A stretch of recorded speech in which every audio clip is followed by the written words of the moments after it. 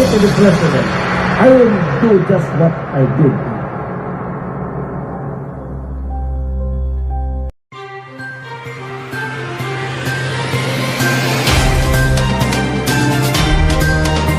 Nagbigay ng talumpati po si Presidente Rodrigo Roa Duterte sa ating mga tropa pagkatapos niyang ma-inspeksyon ang mga bagong air assets noong Biyernes dyan po sa Clark. Bahagi ng kanyang speech ay ang tungkol sa Visiting Forces Agreement kung saan sinabi ng Pangulo, and I quote, "They have to pay. It is a shared responsibility, but your share of responsibility does not come free."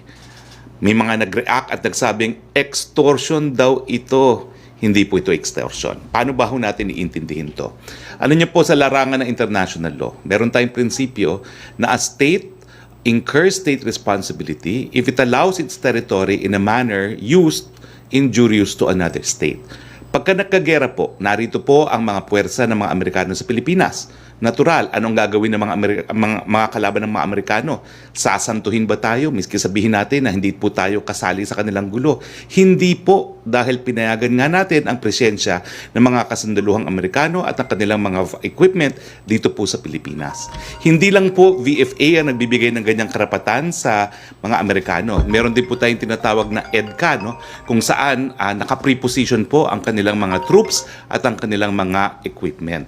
So yan po yung sinasabi ng Presidente na kapag tayo po ay naipit sa isang putukan sa parte ng Amerika at ng kanyang mga kaaway, madadamay po tayo sa hidwaan. At ito pong sinabi ng Presidente, hindi naman dapat libre ito, no? Dahil napakalaking danyos ang pwedeng harapin ng Pilipinas pag tayo po ay nadamay sa putukan ng isang gera na hindi naman tayo kasali, pero dahil naririto ang mga Amerikano at ang kanilang mga kasundaluhan at kanilang mga equipment, pwede tayo maging valid military target.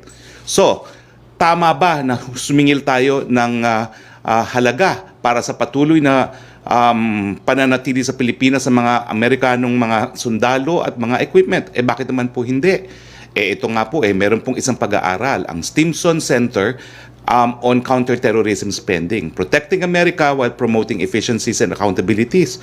Abay, mga kababayan, ang conclusion nila, napakaliit talaga ng binibigay ng Amerika sa Pilipinas. Mantakin nyo po, no?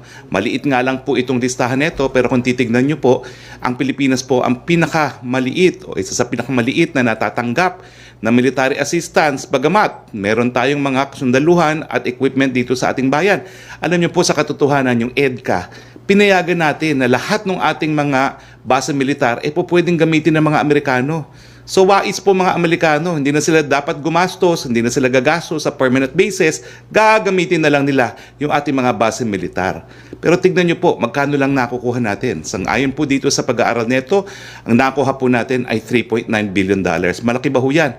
Nako, barya po yan kung ikukumpira dun sa mga nakukuha ng ibang mga bansa. For instance, Pakistan. Ang Pakistan, kailan lang ba yan naging aliado ng Amerika?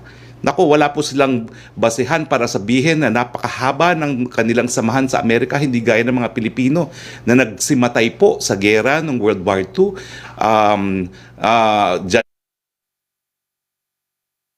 Dyan po sa Death March, no?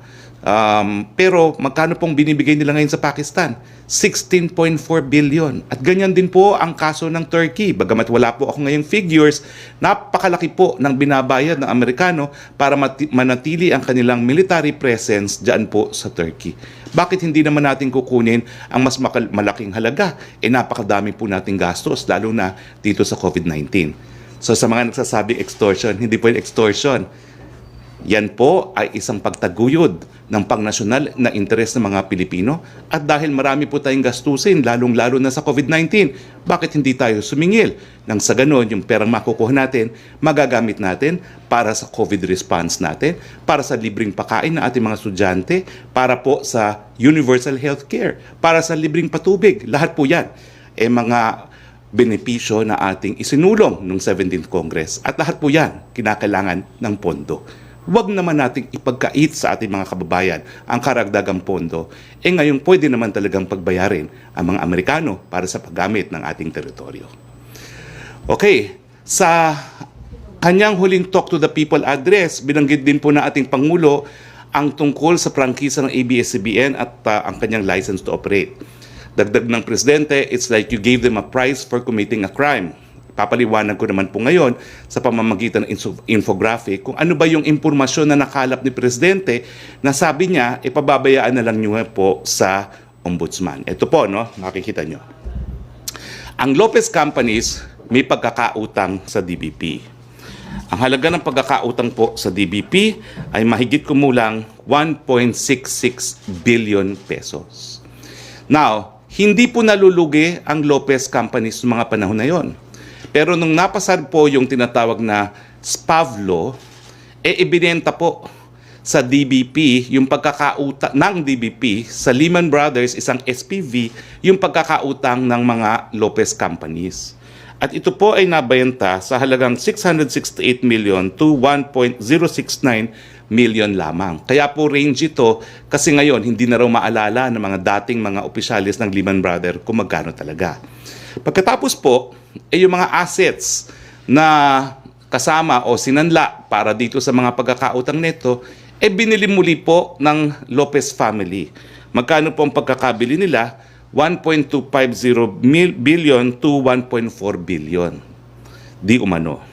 So, ang suma total po, ang gobyerno sa pamamagitan ng DBP, ang pagkakalugi ay 999 million pesos to 598 million. Ang Lopez family, ang kita nila 250 million to 417 million. Now, hindi naman po namin sinasabi na may pananagutan na kaagad ang Lopez family. Kaya nga po ang sabi ng Presidente, hayaan na natin ang ombudsman na mag-imbestiga. Pero sa ating anti-graft law, meron po tayong tinatawag na entering into a contract prejudicial to government. So ang issue po na dapat pag-aralan ngayon ng ombudsman, itong ganitong sistema kung saan ang isang kumpanya na hindi nalulugi, naibenta ang kanyang pagkakautang sa isang SPV, sa isang mas maliit na halaga, at binili yung mga assets na ginamit para isecure itong pagkakautang nito sa mas maliit ding halaga. Ito ba ho ay tama? Ito ba ho ay makatarungan? O ito ba ho ay ethical? Dapat ba ho ipagpatuloy ito? Now, yung kaibigan ng ni Presidente na isang opisyalis ng DBP na nagbigay alam sa Presidente tungkol dito ay concerned din. Kasi meron po tayong papatupad na FIS law na nagpapatuloy po nung nagpasuna na SPV law. At ang tanong nga niya, kinakailangan sa pagpapatupad nitong bagong FIS law, maiwasan itong mga pagkakataon nito na mukha naman talagang nadidihado ang mga bangko na pag-aari ng gobyerno. So hayaan na po natin ngayon mag-imbestiga ang ombudsman. Now, balitang IATF po tayo. Controversial po ngayong araw ito ang balitang IATF. No? Inaprubahan po ng inyong IATF ang pag-relax o pagluwag ng mga restrictions sa mga reliyosong pagtitipon o religious gathering sa mga lugar na nasa ilalim ng General Community Quarantine simula ngayong araw, 15 ng Pebrero. Pinayagan na rin po sa lugar ng mga GCQ hanggang sa 50% seating capacity or venue capacity. Inaprubahan din ng IATF ang muling pagbubukas o pagpapalawak ng driving schools, mga sinihan or traditional cinemas at video and interactive game arcades, libraries, archives, museums at cultural centers, meetings, intensives, conferences, exhibitions at limitadong social events at credited establishments ng Department of Tourism at limited tourist attractions tulad ng parks, theme parks, natural sites at historical landmarks. Siguro po narinig nyo na rin na hindi po sumasang-ayon ang ating mga mayor sa Metro Manila, lalong-lalo na yung pagbubukas ng mga sinihan. Well, ninirespeto po ng IATF ang posisyon ng ating mga alkalde, lalong-lalo na dito sa Metro Manila. Kaya nga po sa resolution, nakasaad po yun. Ito po ay maging epektibo matapos po ang mga guidelines na i-issue ng mga lokal na pamahalaan, lalo na pagdating sa seating capacity ng mga sinihan. So, hindi naman po natin sinasabi na automatic na mula ngayon magiging epektibo yan dahil nasa lokal na pamahalaan po yan na bumuo ng kanilang mga operational guidelines. Pero kahapon po nagkausap si GM Jojo ng MMDA, si Secretary Lopez, kasama rin po ako sa usapan at kanina po ay nagkausap po kami ni Chairman Abalos. So ngayon po, ang status nito, ang pagpapatupad po ng pagbubukas ng sinihan, kung matutuloy po, ay Marso 1. Kinakailangan po ipagpatuloy ang consultations at kinakailangan po bumuo ng guidelines ang mga lokal na pamahalaan bago po mabuksan ang mga sinihan. Sana po malinaw ito. Hindi po nagsasabong ang IATF at ang inyong mga alkalde. Nagkakaisa po kami na kinakailangan buksan unti-unti ang ekonomiya dahil mas marami na po ngayon nagugutom kaysa doon sa mga nagkakasakit o namamatay dahil nga po sa COVID.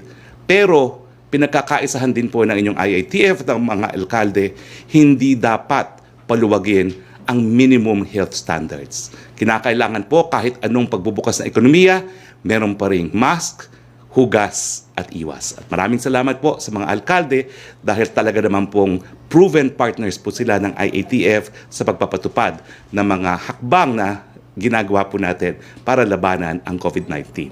At nakikita nyo naman po sa ating COVID-19 na yung ating tagumpay bilang isang bayan laban sa COVID-19 ay dahil nga po sa malapit na partnership at kooperasyon ng IATF at ang ating mga lokal na pamahalaan. Sa kunanayan, tignan po natin ngayon kung nasaan na po ang Pilipinas dito sa laban natin against COVID-19 in relation to other countries. Sa total cases po, meron po tayong 549,176. Tayo po ay number 31 sa buong daigdig. Sa active cases, 25,918. Tayo po ay number 41 sa buong daigdig. Sa cases per 1 million population, meron po tayong 499.41 cases. Number 134 po tayo sa daigdig. At ang case fatality rate mo natin, 2.1, bagamat bahagyang tumaas, ay number 67 pa rin po tayo sa Pilipinas. Yan po ang prutas ng kolaborasyon, kooperasyon ng lahat ng sambayanang Pilipino na patuloy pong nag-iingat buhay para makapaghanap buhay.